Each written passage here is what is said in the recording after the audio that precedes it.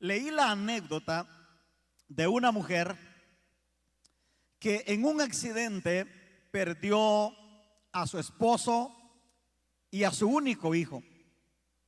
Y a raíz de esa tragedia entró en una depresión profunda, al punto que ya no quería comer, ya no quería ni siquiera bañarse, ya no quería dormir, estaba decidida a morir en medio de ese dolor, de esa tragedia. Pero un buen día, dice la anécdota, que esta mujer se levantó y fue a un sabio que había allí en la ciudad y le dijo: ¿podrías tú quitarme este dolor, esta tristeza que yo tengo? Y el sabio le dijo: yo te quito ese dolor, pero a cambio de 1 libra de arroz. Dijo la mujer: 1 libra de arroz, así de fácil. Y le dijo al sabio: bueno, ve por toda la ciudad y pregunta a ver si encuentras a una persona que jamás haya tenido un infortunio, alguna tragedia, algún problema. Y cuando encuentres a esa persona que nunca ha tenido ninguna dificultad, pídele 1 libra de arroz, me la traes y yo te quito tu dolor. La mujer se va por la ciudad y empieza a preguntar casa por casa, tratando de encontrar a alguien que jamás había tenido un infortunio. La primera casa era un anciano y le dijo: bueno, mi esposa murió hace 5 años, mis hijos me abandonaron, ya nunca más pude ver a mis nietos. Fue a la otra casa y le dijo una dama: mi hija acaba de tener un accidente y está debatiéndose entre la vida y la muerte en cuidado intensivo. Fue a la otra casa, hay un hombre y dijo: mi hijo acaba de caer en las drogas y tengo rato que ya no lo veo.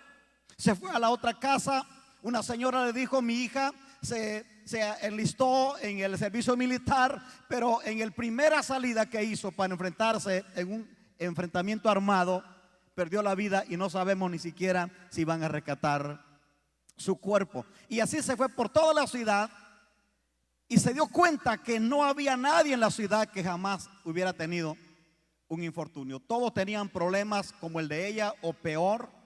Pero lo interesante es que a medida que iba escuchando las tragedias que le estaba pasando a la gente, la mujer empezó a ayudarles.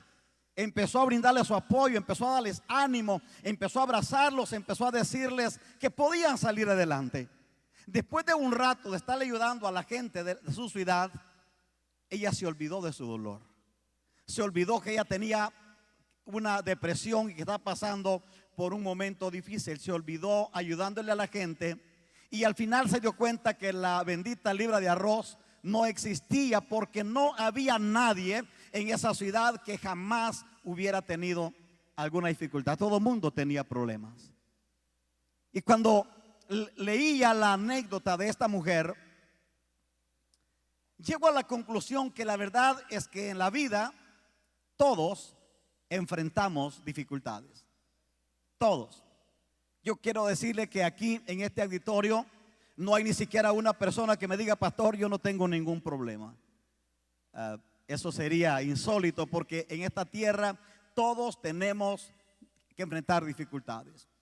Unos de una manera, otros de otra manera, pero debemos o tenemos que enfrentar dificultades. Y Jesús lo dijo claramente. Jesús dijo: en el mundo van a tener aflicciones, pero no teman, dijo Jesús, yo ya vencí al mundo.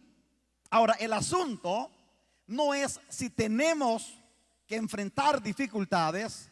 El asunto es cómo vamos a enfrentar esas dificultades. Porque usted se va a dar cuenta que en el camino del Señor, porque ser cristiano no nos exime de enfrentar problemas. Sería ideal que al ser cristianos, ¿verdad? Ya no hubieran problemas, pero no, Jesús nos garantizó que sí iban a haber problemas. Él dijo: en el mundo van a tener aflicciones, pero no teman, yo ya vencí al mundo. Pero usted se va a dar cuenta que incluso en la vida cristiana, cuando enfrentamos tragedias, cuando enfrentamos dificultades, unos se abrazan del Señor, se acercan a Dios, lo buscan con más intensidad, con más profundidad. Otros se alejan. Otros ya no quieren saber nada con Dios, otros ya no quieren saber nada con la iglesia, otros dejan de orar, otros se deprimen. Entonces el asunto no es si voy a enfrentar dificultades, el asunto es cómo voy a manejar esas dificultades. El apóstol Pablo le dice a los romanos en Romanos 8:28 que Dios dispone todas las cosas para el bien de aquellos que le aman. Todas las cosas. Y cuando dice todas son todas las cosas. Ahora, la gran pregunta hasta aquí es: ¿de dónde vienen las dificultades? ¿De dónde vienen? Generalmente los cristianos, especial, somos tremendos para pensar que vienen del diablo, ¿verdad? Porque nosotros pensamos que las bendiciones vienen de Dios y que todo lo malo, lo feo viene del diablo. ¿Ah? Y siempre andamos pensando que no, que el diablo aquí, que el diablo allá, que el diablo me trae acarreado, etcétera, etcétera. Y pensamos que todas las dificultades, que todas las tormentas de la vida vienen del diablo, pero no siempre es así. Y no me mire así como que estoy aquí como un defensor del diablo, no. Lo que estoy diciendo es que no todas las tormentas vienen del diablo.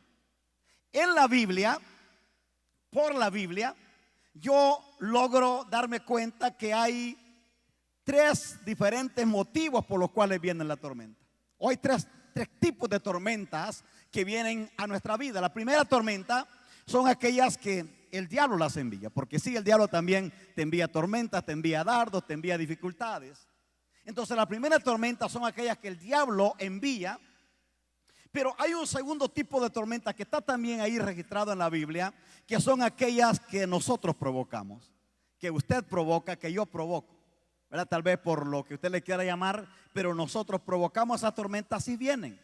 Y que esa tormenta no tuvo que ver nada el diablo, no tuvo que ver nada ni siquiera Dios.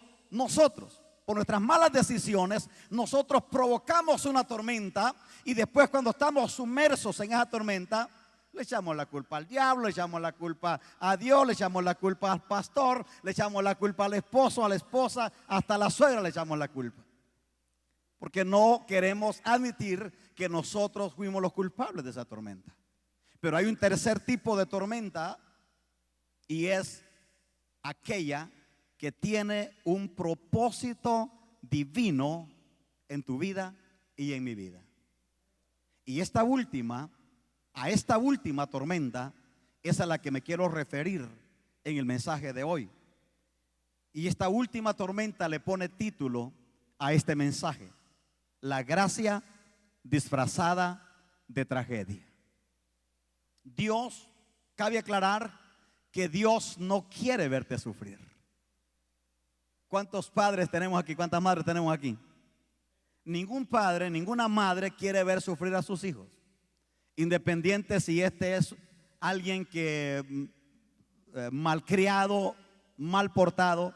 Ningún padre, ninguna madre quiere ver sufrir a sus hijos. Dios no nos quiere ver sufrir. Dios no quiere verlo a usted triste, angustiado. No, ese no es Dios. Él no quiere que sus hijos sufran. Pero, aquí hay el gran pero que marca la diferencia.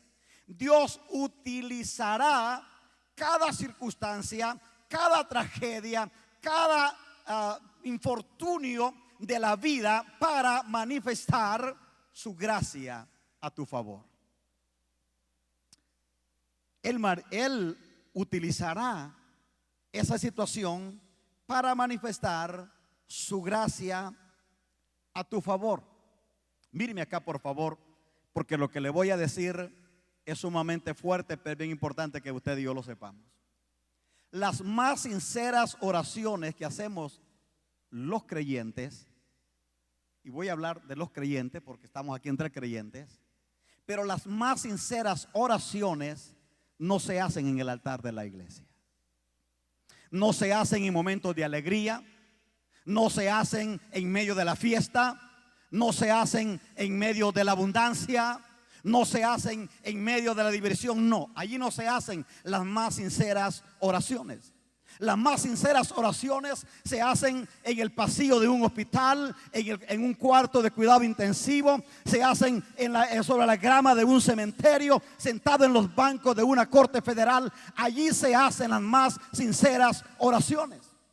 Entonces, aunque la tormenta venga del diablo, aunque la tormenta la haya provocado tú y yo, o aunque la tormenta venga para cumplir un propósito divino, Dios utilizará cada circunstancia para manifestar su gracia a tu favor.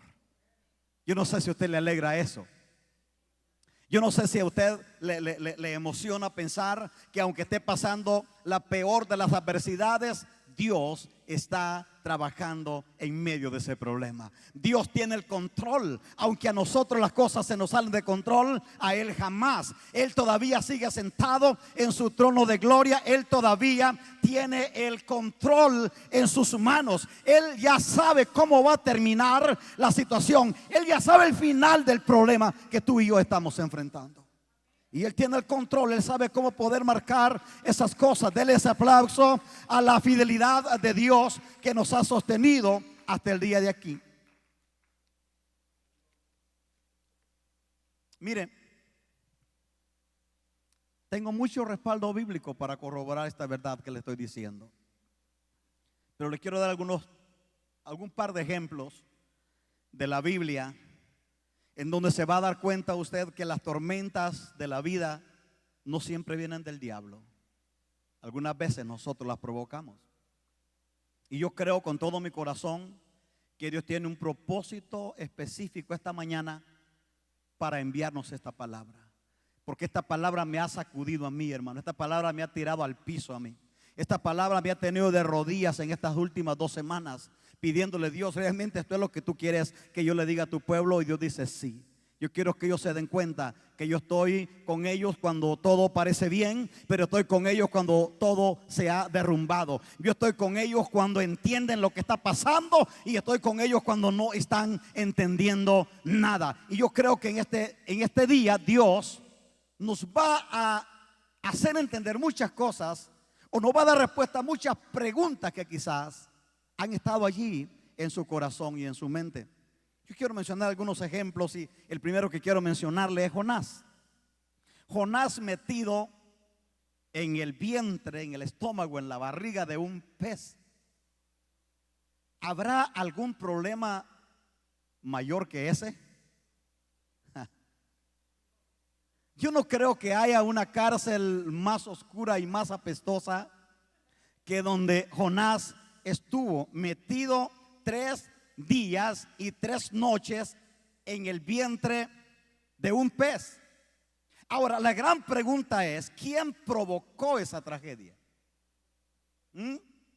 Fue él. No fue Dios, no fue el diablo, fue Jonás. Dios le dijo a Jonás que fuera a predicar a Nínive. Usted conoce la historia, está justo en todo el libro de Jonás. Trata de eso. Dios le dice: ve a Nínive a predicar mi palabra. Y Dios tenía un propósito para Nínive y un propósito para Jonás. Pero a Jonás se le hizo fácil decir: ¿sabes qué? No me gustan los ninivitas. Es gente despreciable, gente pecadora, es gente rebelde, gente idólatra. Así que Dios, I'm sorry, pero yo me voy mejor para Tarsis. Se va al otro lado. O sea, Jonás compra su boleto y se va al lugar opuesto de donde Dios lo había enviado. Y la Biblia dice que cuando él va en medio del mar, se desata, ¿qué se desató? Una tormenta, una tempestad, al punto que la barca casi se hundía. Todos están clamando a sus dioses que tenían, pero Jonás acababa de la pena ahí dormidito, ¿verdad? Dijo: no, yo soy cristiano, a mí nadie me va a molestar. Lo que no sabía es que le iba a llegar su turno. Y cuando lo encontraron a él, aquellos se enojaron, lo agarran y le dijeron: ¿no te da vergüenza, dormilón? ¿Verdad? En la versión. Y lo levanta y le dijo: ¿quién eres tú? ¿De dónde eres? Y él empieza a confesar y dice: bueno, yo soy hebreo, y toda la cosa les confiesa lo que él era. Y es impresionante porque alguien le dijo: pues clama a tu Dios para ver si él aplaca esta tormenta, esta tempestad. Pero Jonás no tiene cara de clamarle a Dios, no tiene ni siquiera el valor de decirle algo a Dios, porque él sabía que él era el causante de esa tormenta. Él sabía que él había desagradado el corazón de Dios, pero se le ocurrió una gran idea y dijo, bueno, tírenme al mar y yo estoy seguro que cuando me saquen de esta barca, el mar se va a aquietar. Y justo tal como él lo hizo pasó. Lo sacan a Jonás, lo tiran al mar y el mar se aquieta. ¿Qué culpa tenían aquellos de perder todo y estar a punto de morir por alguien que estaba desobedeciendo el mandato de Dios? Ahora, oiga esto usted, por favor. Si la gracia de Dios no hubiera estado con Jonás, si la gracia de Dios no hubiera abrazado a Jonás, Jonás muere en ese mar, ahogado. Él hubiera muerto ahogado en el mar. Pero dice la Biblia literalmente que Dios ya tenía preparado un gran pez. Dios lo había preparado. A mí me llama la atención que un pez, mire, que tanta cabeza, que tanto entendimiento puede tener un pez. No tanto, ¿verdad? Porque muerden la carnada.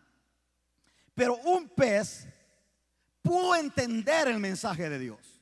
Un pez pudo obedecer la orden de Dios y no el profeta. Entonces Dios le dijo al pez, mira, van a tirar a alguien allí que se quiere escapar de mi presencia. Entonces ve y espéralo, te lo tragas y después me lo sacas allí a la playa junto a Nínive para que cumpla el propósito que tengo. Y dijo el pez dijo, amén.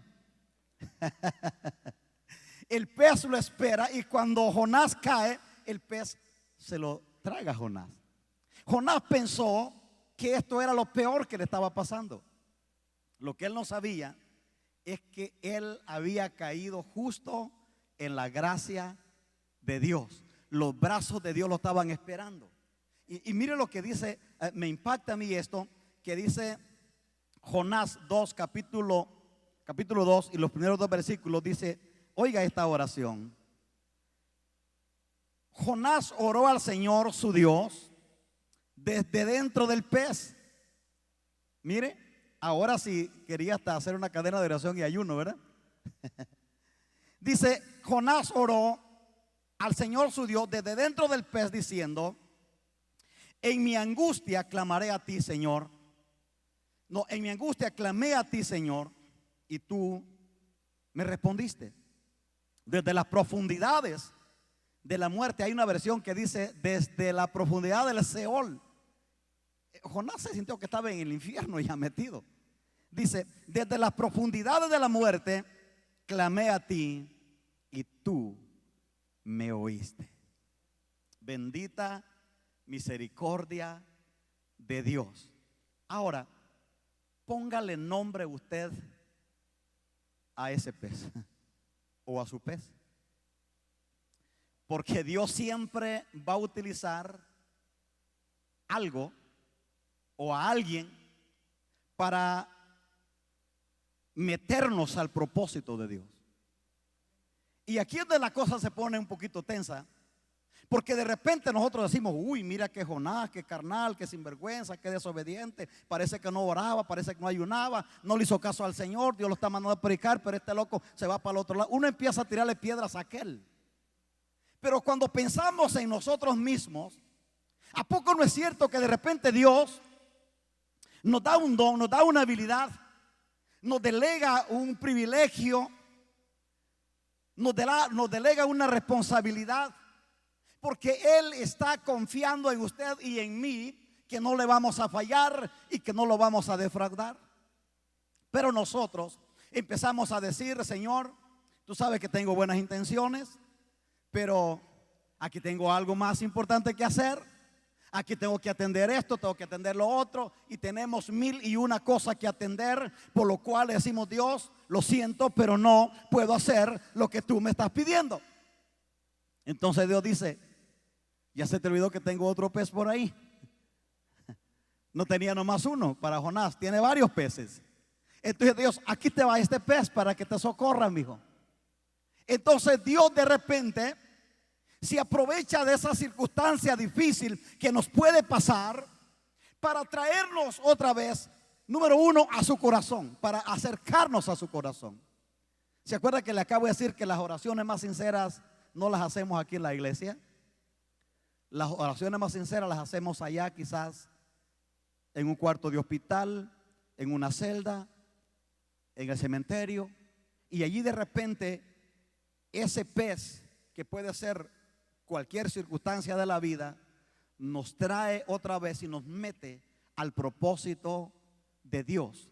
Ese pez nos está diciendo: no te deberías de haber salido de la voluntad de Dios, no te deberías de haber alejado de lo que Dios te estaba diciendo, no tenías que dar ni siquiera un paso en el sentido contrario de donde Dios te estaba enviando. Entonces Dios no nos quiere ver sufrir, Dios no quiere que estemos batallando, pero sí Él quiere que entremos en su propósito, en su plan. Hermanos, yo no sé de usted, pero yo, las veces que he sentido la mano de Dios tan cerca de mí, el brazo de Dios levantándome, han sido las veces que he estado tirado en el piso, cuando nadie daba nada por mí, cuando parece que todo se había perdido. Dios se mete ahí al fango donde he estado metido, me saca y me hace saber que hay un plan, que hay un propósito y que hay esperanza todavía para seguir viviendo. Yo me recuerdo en una ocasión, teníamos planes, teníamos todo arreglado. Ya he dicho esto en otra ocasión, pero quiero volverlo a repetir. Todo estaba planeado. Ya teníamos un plan hasta de lo que iba a pasar el resto de nuestras vidas. Pensamos que teníamos todo arreglado. Ya hicimos esto, hicimos lo otro, bla, bla, bla. Y parece que I'm ready. Y estábamos listos con un plan ya codificado en nuestra mente. Y una visita al doctor lo cambió todo. Una visita al doctor dijo: te vas a morir, tienes una enfermedad terminal y te doy 4 meses para que vivas. En ese momento se acabó el plan que había sido trazado con anticipación. En ese momento se cambiaron las pláticas. Ya no eran pláticas de vacaciones, ya no eran pláticas de diversiones, eran pláticas de a ver cómo se va a hacer para pagar la cuenta médica, de qué medicina vamos a comprar. Eran pláticas de a qué hora me voy a tomar esto, a qué hora el otro. Hermanos, todo cambió en un segundo. Bendita misericordia de Dios que tenemos al Dios Todopoderoso de nuestro lado. Y Dios tenía un pez por allí también apartadito. Y dijo Dios: aquí está, mi hijo, aquí está. Y ese pez nos mete otra vez al propósito eterno de Dios y a darnos cuenta que nada en esta vida es seguro. Nada, nada. Cuando digo nada, es nada. Nada. Tener una buena familia en esta tierra no es seguro. Tener un buen trabajo no es seguro. Tener una buena economía no es seguro. Tener una buena salud no es seguro. Todo se puede quebrar en cualquier momento. Pero lo que sí es seguro es tener al Dios Todopoderoso de nuestro lado. Entonces aquí miramos la primera figura, y es un Jonás que se quiso burlar de Dios, que le quiso decir a Dios: Dios, yo no voy a ir a Nínive porque me caen gordo. Esa es la versión popular, ¿verdad? Que me caen mal, porque los ninivitas tenían ofendido a Jonás. Y dijo: si voy y les predico, estos ingratos se van a arrepentir y Dios los va a perdonar. Y yo no quiero que se arrepienta. ¿Le ha tocado alguna vez evangelizar a alguien que de verdad usted no quiere que se arrepienta? Bajémonos del tercer cielo. ¿Ah?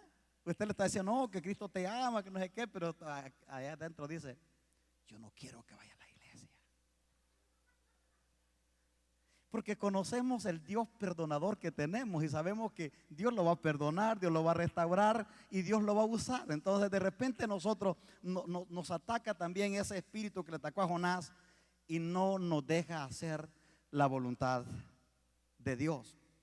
Hermanos, yo creo, la Biblia no lo dice, pero yo creo que el olor al vientre de ese pez le quedó tan penetrado a Jonás en su nariz y en su mente y en todo su ser, que cuando de repente le venía la mínima idea de desobedecer un mandamiento de Dios, él olía el olor a ese pez y decía: Señor, no, ¿sabes qué? Sí, voy a ir. Por eso usted lee todo lo que es lo demás, que no está tan grande, el libro de Jonás, pero de ahí para allá, cada palabra que Dios le dijo a Jonás, él la cumplió tal y como Dios se lo dijo. Pero antes él tuvo que oler el cómo era el vientre de ese pez.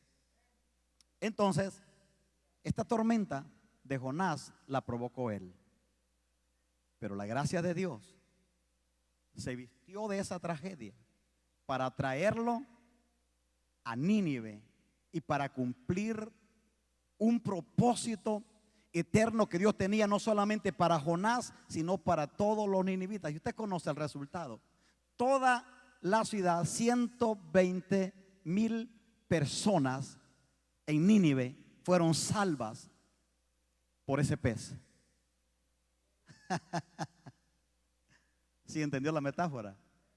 No fue por Jonás, fue por ese pez que lo llevó. Ahora, hay otro ejemplo que quiero darle así de grandes rasgos, porque aquí miramos la tragedia que es provocada por la desobediencia. Jonás es el mejor maestro para decirnos. Jonás, si usted quiere tener una cátedra, una conferencia de cómo evitar la desobediencia, Jonás es el bueno allí. Él es el maestro, él es el conferencista. Él puede decirte: hermano, nunca te vayas a salir de la voluntad de Dios, nunca le vayas a desobedecer a Dios, porque Dios tiene unas maneras tan peculiares y con tan buen humor para traerte de vuelta al propósito donde Él te quería tener. Entonces Jonás nos está diciendo: no desobedezcas ninguna orden de Dios, no pases por alto cuando Dios te pide algo, más vale que lo cumplas, porque Él sigue teniendo muchos peces por allí para poder traerlos al propósito eterno que Él tiene para nosotros. Pero encuentro otro hombre en la Biblia, y es el rey Nabucodonosor. Aquí miramos otro aspecto de cómo la gracia se viste de una tragedia para manifestar la gloria de Dios. Nabucodonosor, dice la historia bíblica, que era el rey, la máxima autoridad mundial de su tiempo. De hecho, en una visión que Daniel tiene, Daniel mira una estatua con una cabeza de oro, el pecho de bronce, y usted se da cuenta todos los metales que tenía la estatua, pero esa cabeza de oro era Nabucodonosor, era el hombre más poderoso de su época. Dios lo engrandeció. Dios fue que lo puso allá a Nabucodonosor. Dios le dio fama, le dio riqueza, le dio prestigio, le dio autoridad, le dio poder. Nadie contradecía una palabra de Nabucodonosor. Pero un día Nabucodonosor se le metió lo loco también, y dice la Biblia que él dijo, mirando hacia la puerta para Babilonia, y dijo: ¿no es esta la gran ciudad, la gran Babilonia, que yo he construido con la fuerza de mi brazo y con mi poder? Y Nabucodonosor se le había olvidado, o se le olvidó en ese momento, que todo lo que él tenía, la fama, la riqueza, el prestigio, era porque Dios lo había engrandecido. Y dice la Biblia que aún estaba la palabra en su boca, ni siquiera había terminado de hablar, cuando una voz en el cielo le dijo: rey Nabucodonosor, el reino ha sido quitado de ti, y con las bestias serás enviado, y vas a vivir por tiempos ahí con las bestias. Te vas a alimentar como una bestia, vas a comer hierba del campo. Y usted va a leer la historia que está ahí en Daniel capítulo 4, versículo 30. Ahí dice que va a ser echado de los hombres y va a comer hierba como los bueyes. Y dice que su cuerpo se mojaba con el rocío del cielo. El pelo le creció como plumas de águila. Sus uñas eran uñas grandes, así como de una fiera salvaje. Después de ser el hombre más famoso, el rey más grande de su época, ahora está comiendo con los bueyes, con las animales ahí en el campo. Pero después de 7 años, mire, 7 años, póngale imaginación usted a esto. 7 años Nabucodonosor comiendo hierba, tomando de sus mismas, porque los animales toman de lo que encuentran en el campo, sin bañarse, maloliente, perdió la razón, se volvió loco. El hombre más famoso, más grande de su época, se volvió loco. Pero oiga, después de los 7 años de esa tragedia, el rey Nabucodonosor reconoció su pecado y fue restaurado al doble. Pregunto, ¿quién le envió esa crisis a Nabucodonosor? ¿Quién la provocó?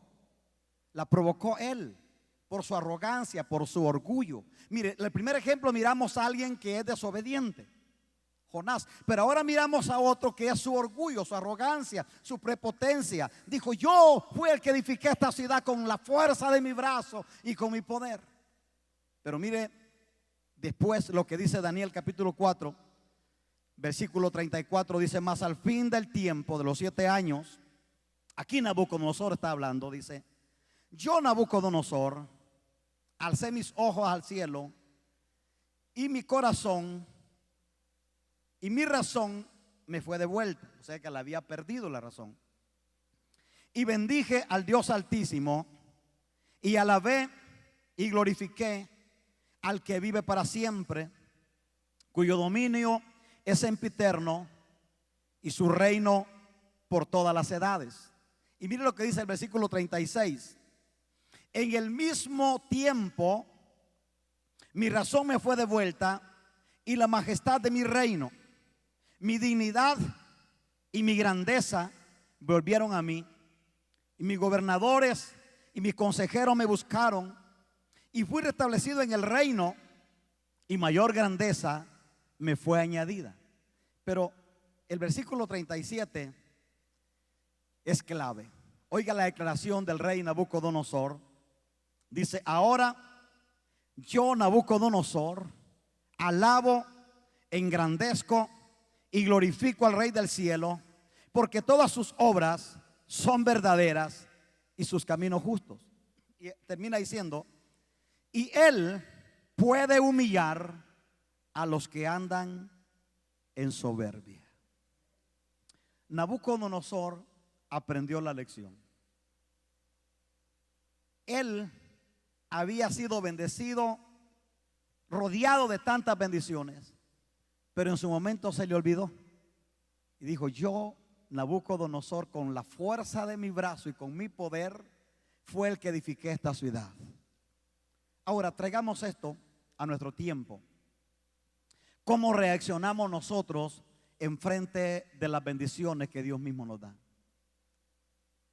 ¿Nunca le ha tocado a usted conocer a alguien que nunca había tenido nada y de repente Dios lo bendijo y le dio dinero, le dio un buen trabajo, le dio muchas cosas, y se hizo orgulloso, se hizo arrogante, se hizo prepotente?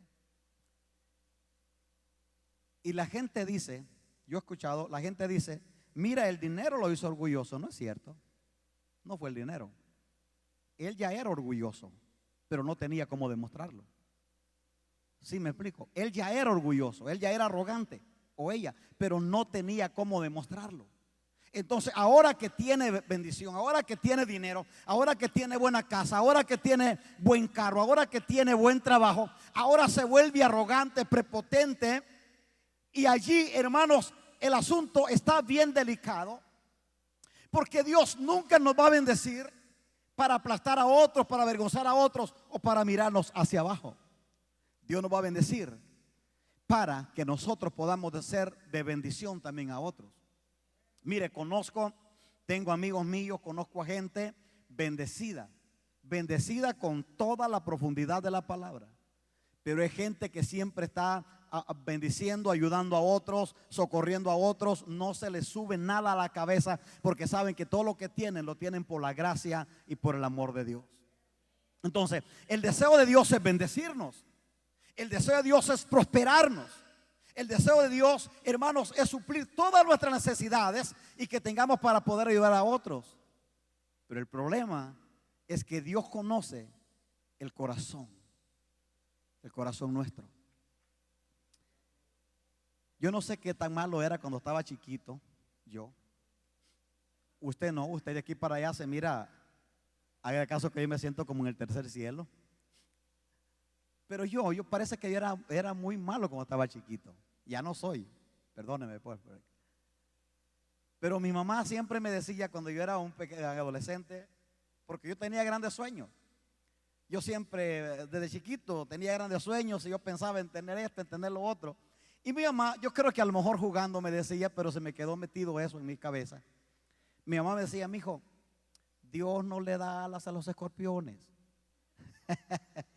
Yo no sé de dónde escuchó el proverbio ella, ¿verdad? Pero vaya que me lo decía cada rato. Entonces, Dios que conoce el corazón, Dios sabe cuánto nos puede soltar, cuánto nos puede dar, cuánto nos puede confiar. El miércoles pasado en la clase aquí estábamos hablando acerca de eso, cuánto le puedes confiar a un niño. ¿Cuánto le puedes confiar a un chiquito de 5 años? Mínimo le puedes confiar un dulce, ¿verdad? Pues tú no le puedes confiar a un chiquito un billete de a 100. Tú no puedes confiar a un niño chiquito, no le vas a confiar una pistola, no le vas a confiar algo peligroso, porque ese niño se puede matar con lo mismo que le estás confiando. Entonces Dios conoce, estoy en esta parte que le quiero decir que el deseo de Dios es bendecirnos a nosotros. Dios quiere prosperarnos, Dios quiere darnos todo lo que usted y yo necesitamos, pero Dios no quiere que esas cosas nos pierdan, que esas cosas nos vuelvan arrogantes. A mí se me entristece mi corazón cuando yo conozco gente, hombres de Dios de este tiempo, que los conozco cuando nadie daba nada por ellos, cuando ni siquiera tenían una invitación para ir a predicar, cuando ni siquiera tenían prestigio, no tenían nada. Y de repente Dios empezó a darles gracia, empezó a darles unción, empezó a darles dones, empezó a abrirles puertas. Y ahora se volvieron petulantes, orgullosos, arrogantes. Ahora ni siquiera tienen el valor para bajarse de su caballo, como yo digo, y saludar y abrazar a la gente. Conozco gente, hermanos, que ha alcanzado niveles grandes en el ministerio, que ya ni siquiera puedes hablar con ellos. Si bien te vas a hablar con su guardaespaldas o con su secretaria, pero con ellos no. Y yo digo, a lo mejor de repente Dios tenga algún pescado por ahí preparado, o algún pasto verde como el que le dio a Nabucodonosor, porque se nos olvida que todo lo que tenemos es de Dios y le pertenece a Él. Hermano, Dios nos da las bendiciones para que las disfrutemos en familia, para que las compartamos. Dios nunca nos da las bendiciones para perdernos. Si Dios le ha dado a usted un buen trabajo, no se lo ha dado para perderlo, ni para que usted se olvide de él. Si Dios le ha dado a usted una buena casa, un buen carro, si Dios le ha dado a usted fama, lo que sea, se lo ha dado para que usted sea de bendición para otros, pero no para perderlo. Yo he escuchado tanto testimonio de amigos que me han platicado, y yo mismo tengo mis testimonios de cómo Dios es experto, hermanos, en bajarnos de las nubes. Y como decía el apóstol, me caí de la nube que andaba, ¿verdad?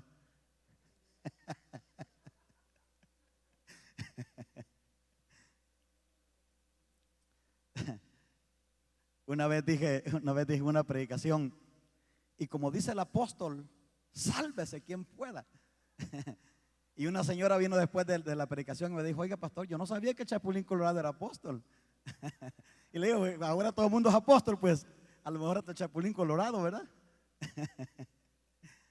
Entonces, Dios no quiere que usted sufra ni que yo sufra, pero Él va a utilizar esa circunstancia que usted y yo podemos estar enfrentando para bendecir a otro. Yo le platiqué a usted que teníamos una señora, creo que ustedes no la conocieron, algunos a lo mejor sí, los que han andado con nosotros desde ya ratos.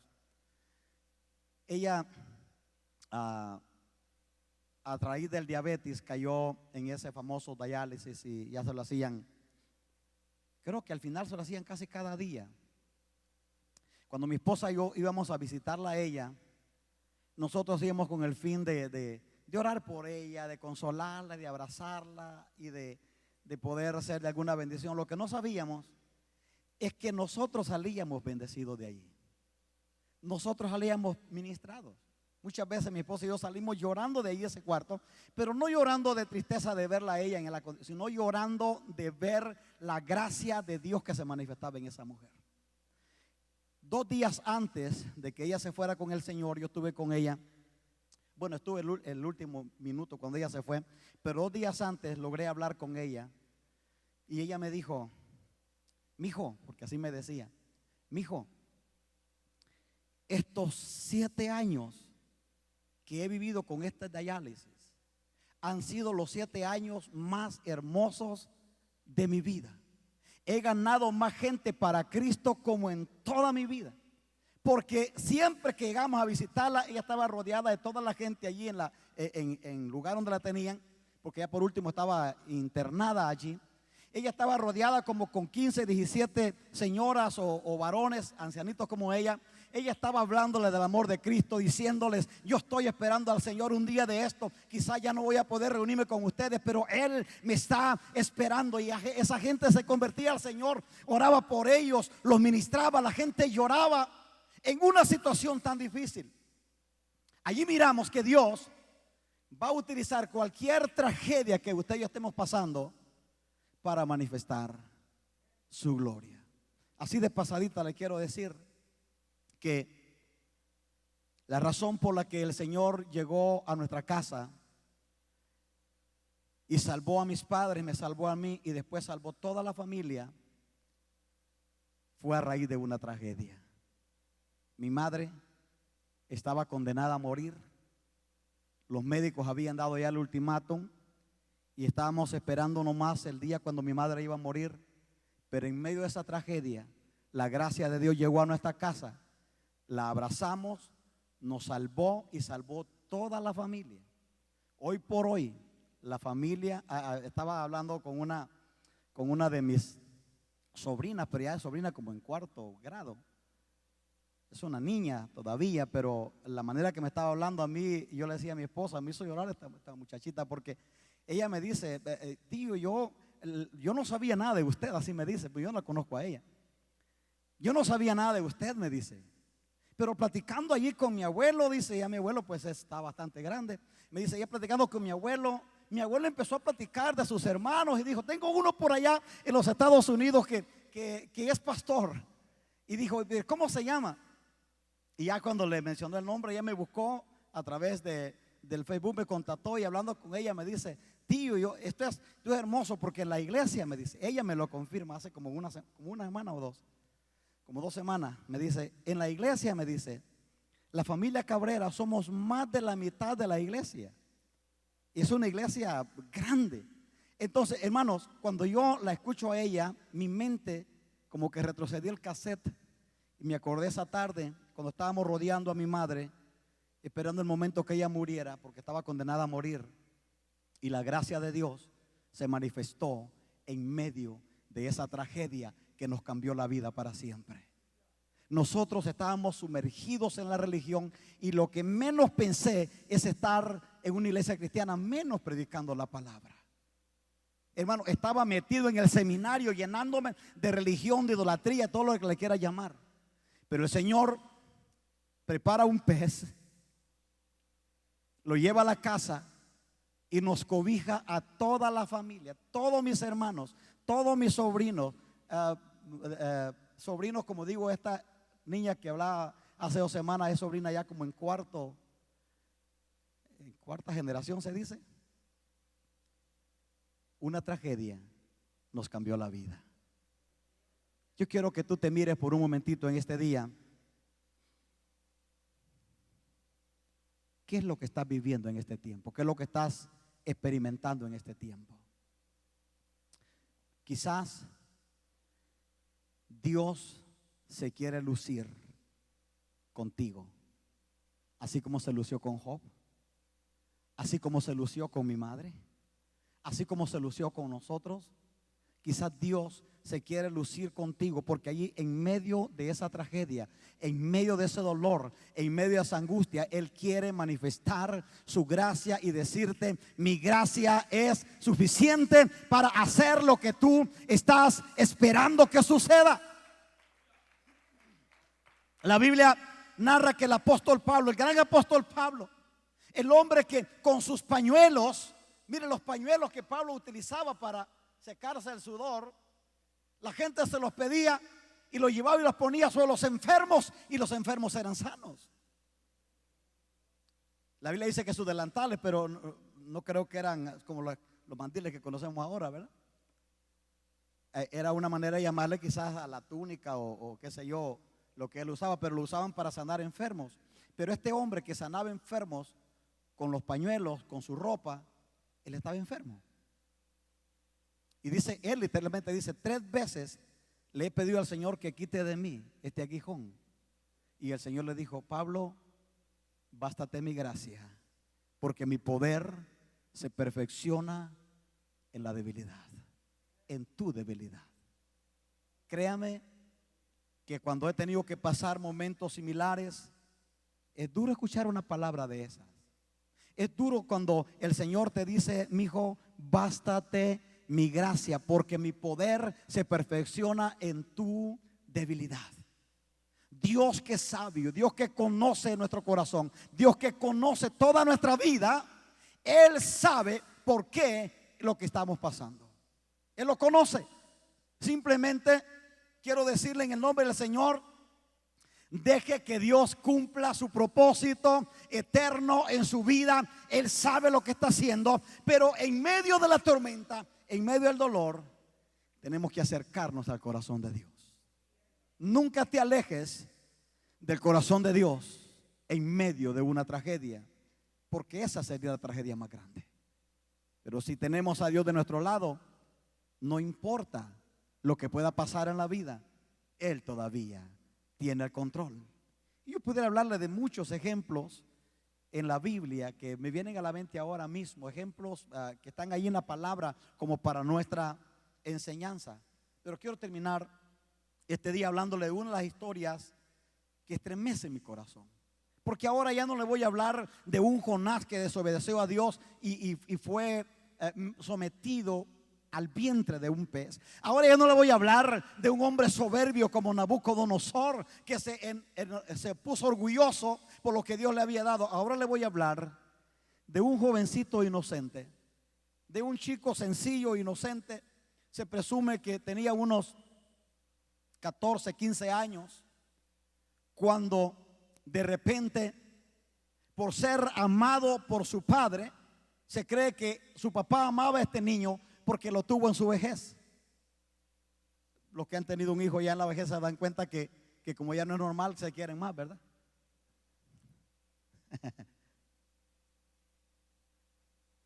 y lo digo en serio, porque estamos pensando tener un hijo con mi esposa. Y le digo, este chamaquito lo voy a querer más que a nadie, ¿verdad?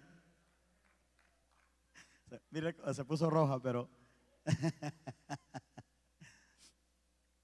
y el papá de José, porque le voy a hablar de José así rapidito terminando. El papá de José era amado por su padre más que los hermanos, lo amaban. Y es lindo que lo amen, ¿verdad? Pero ese amor que José tenía, que Jacob tenía por José, provocó el odio de sus hermanos. Entonces mire usted el contraste aquí. Es bonito que te ame tu padre, pero si te ama más que tus hermanos, te vas a ganar el odio de tus hermanos. Porque esta maldad no estaba nomás en los hijos de Jacob, está en todo el mundo. Entonces, a raíz de que su papá lo amaba más, él se ganó el odio de sus hermanos. Su historia de José es una historia larga, hermanos. Cubre 10 capítulos de la Biblia. Comienza en el capítulo 37 de Génesis y termina en el capítulo 47, ¿verdad? Ahora, aquí el asunto cambia radicalmente, porque este es un jovencito inocente. José es inocente, es un niño inocente.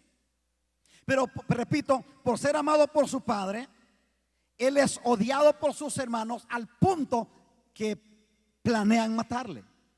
Lo quieren matar, pero su hermano Rubén trata de protegerlo y dijo: no está bien que matemos a nuestro hermano.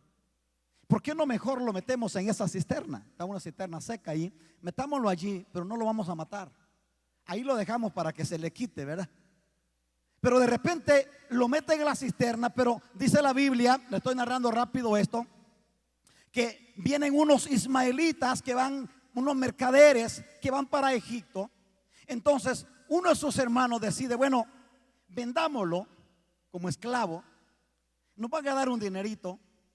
Aparte de eso, nos vamos a quitar esta piedra del zapato, porque José, como era el más chiquito, le mitoteaba a su papá de las maldades de sus hermanos. Eso es un buen mensaje para un chiquito, no andar mitoteando, ¿verdad?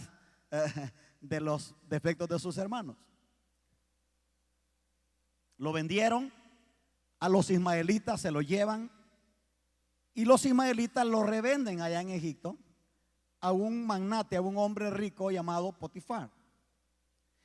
Cuando José llega a la casa de Potifar, él halla gracia ante los ojos de Potifar y cae bien en la casa, y Potifar lo pone a cargo de toda su casa. Le dijo: después de yo, tú eres el hombre que manda en esta casa, todo está bajo tu cuidado excepto mi mujer. Entonces José está haciendo un excelente trabajo allí. Pero usted conoce la historia. La esposa de Potifar se le volvió el ojo con José, porque la Biblia dice que era un chico bien parecido. Y un día la esposa de Potifar quiere que José se acueste con ella, y cuando aquel rehúsa, la mujer trata de asirlo de la túnica, pero este sale huyendo. Le dejó la túnica, salió huyendo antes de fallarle a Dios y fallarle a su amo Potifar. Usted conoce la historia, cómo injustamente, por una mentira, esta mujer, José, es metido a la cárcel. Le estoy narrando esto así rapidito porque son cosas que ustedes las conocen. Pero yo quiero que usted vaya poniéndole corazón y lógica al asunto. Primero, sus hermanos lo quieren matar. Después lo venden como esclavo. Ahora lo compra un multimillonario, lo hace el jefe de la casa. Pareciera como que ahora él está ya saliendo de la oscuridad, de la crisis, y dice que bueno, ahora pues estoy en la casa de un rico y tengo fama, tengo derecho, tengo todos los privilegios que cualquier persona pueda tener. Pero ahora injustamente lo meten a la cárcel, y José cae otra vez bien bajo en un hoyo que pareciera que nunca va a tener salida. Pero allí en la cárcel él empieza a interpretar sueños a los prisioneros. Usted recuerda que le interpretó el sueño al copero, al panadero, y los sueños se cumplen. Pero 2 años después que salen estos ingratos que se olvidaron de él, el rey tiene un sueño y ningún mago lo podía interpretar. Y el copero se acuerda, le dijo: mira, hace 2 años que salí de la cárcel, allá está un muchacho en la cárcel que interpreta sueños, y le cuenta a Faraón. Faraón lo saca de la cárcel y le interpreta el sueño a Faraón, y ahora Faraón lo pone a José como gobernador de todo Egipto. Mire usted la historia, grandes rasgos la estoy platicando. Ahora José es el hombre, después de Faraón, él es el hombre más grande en Egipto. Él tiene dominio sobre todo. De ahí usted conoce que el sueño de Faraón tenía que ver con 7 años de abundancia y 7 años de escasez, los cuales estaban representados por 7 vacas gordas y 7 vacas flacas. Y ahora José está librando al mundo de su tiempo de una muerte segura por una hambruna fatal que arrasaba con todo el mundo. De repente, sus hermanos y su papá llegan a Egipto. Primero sus hermanos a buscar provisión, a buscar comida, y se encuentran con este muchacho que no lo conocían. Yo estaba mirando un pedacito de video ayer que, hermanos, te estremeció mi corazón. Cómo después de todo el proceso, lo que había pasado, que usted conoce la historia, cómo José se las ingenió para que trajeran a su hermano chiquito Benjamín y que trajeran a su papá. Pero cuando está enfrente de sus hermanos, José se da a conocer, se revela a ellos. Después de, miren hermanos, 13 años de tragedia, 13 años de sufrimiento, cuando de repente, como decimos, salía de una pero se metía en otra. Como dice mi pastor, ya no era tanto lo duro, sino lo tupido. Y de repente José parecía como que ya iba saliendo y ¡pum!, caía otra vez más adentro. Pero un buen día, cuando él ya era el hombre más grande después de Faraón, no solamente en Egipto, sino en todo el mundo de su tiempo, ahora él se confronta a los hombres que lo vendieron como esclavo. Y esta historia, hermanos, está cargada de significado. O sea que hay una serie de enseñanzas que salen justo de esta misma historia. Pero hay un dato que a mí me intriga y me atrapa el corazón. Porque la Biblia dice literalmente que Jehová estaba con José. Cuando yo leo la historia de José y cada rato dice y Jehová estaba con José, yo me hago una pregunta que yo quisiera que usted se la hiciera en este momento también. ¿Cómo es posible que Jehová está con alguien que apenas va saliendo de una crisis cuando se mete en otra? Yo no sé si le estoy hablando a alguien este día. Yo he pasado por ahí más de una vez. Que de repente tengo aquí un problema que apenas lo estoy solucionando y ya apareció un segundo por acá. Estoy tratando de arreglar 2 problemas y ya tengo un tercero. Aquí estoy, parezco malabarista, no sé cómo hacer con 3 problemas, pero ahí viene un cuarto en camino. Y de repente uno dice, pero ¿cómo? No puedo salir de una cuando estoy metiéndome en otro problema. Bueno, esa era la vida de José. Esa era salía de un problema, se metía a otra. Pero a mí me intriga que dice la Biblia, y Jehová estaba con José. Y la declaración de José cuando él se presenta a sus hermanos, después de todo el proceso que había pasado, él se presenta y le dijo: José, yo soy José, vuestro hermano. Dice la Biblia literalmente que sus hermanos se quedaron atónitos, se quedaron sin palabra. Lo primero que pensaron estos ingratos, y no los culpo que hayan pensado así, dijeron: somos hombres muertos, porque este es el más poderoso de Egipto, este lo va a mandar a la horca ahorita, o nos mete al calabozo, nos mete al hoyo para que muramos allí de hambre y de sed. Y aquellos se quedan sin palabra enfrente de José y le dijo: yo soy José, vuestro hermano que ustedes vendieron como esclavo. Y aquellos se quedan esperando nomás el dictamen de la muerte. Pero aquí viene lo crucial. Aquí viene, hermanos, la palabra que yo creo que ha marcado mi corazón y deseo que marque el corazón de ustedes. José les dijo: no se entristezcan ni les pese haberme vendido como esclavo, porque para preservación de vida Dios me ha enviado delante de ustedes. Oiga esto usted, por favor. José sabía que todo el proceso, hermano, eran 13 años. La Biblia dice literalmente que José tenía 17 años cuando fue vendido como esclavo, y José tenía 30 años cuando él llegó a ser el segundo de Faraón. 13 largos años de tragedia. Yo no sé cuántos años ha pasado una tragedia a usted. Yo he vivido tragedias largas en mi vida, pero nunca he vivido una de 13 años. 13 largos años. Salía de una y se metía en otra. Salía de esta y se metía en otra. Hermanos, pero José sabía que Dios estaba en el asunto. La gracia de Dios se estaba vistiendo de tragedia. La gracia de Dios, el amor de Dios se estaba disfrazando de tragedia para que la gloria al final se la llevara Dios. Y usted conoce la historia de José. Usted conoce la historia de José, de cómo